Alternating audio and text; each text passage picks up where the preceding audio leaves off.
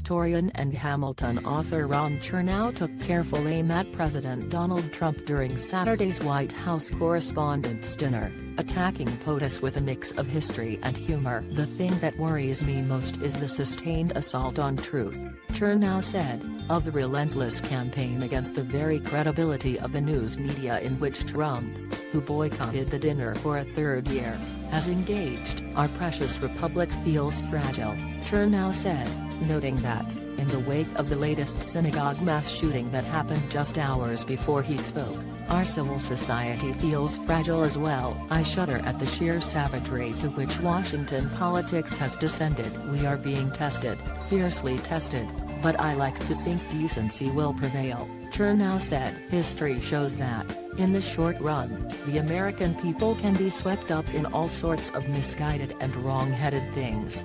Think Scottsboro boys, think Japanese internment camps, think Joe McCarthy. But in the long run, democracy endures," the renowned historian assured the crowd. Here are some of Chernow's zingers. "As best I can tell, Washington committed, only made one major blunder as president. He failed to put his name on Mount Vernon and thereby bungled an early opportunity at branding. Clearly deficient in the art of the deal, the poor man had to settle for the lowly title of father of his country. A very sad story."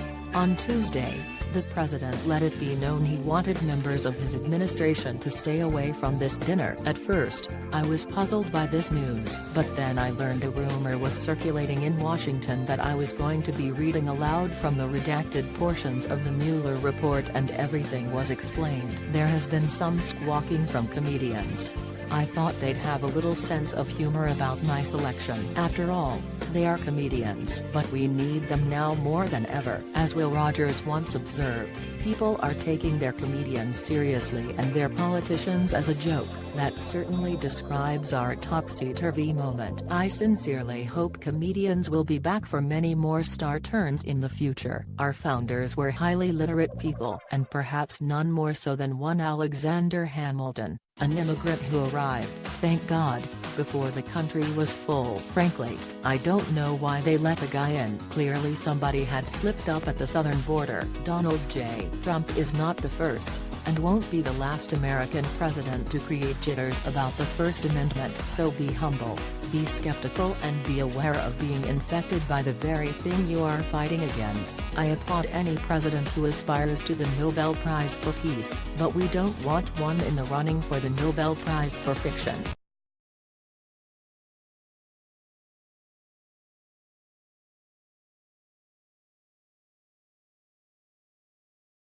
Yeah.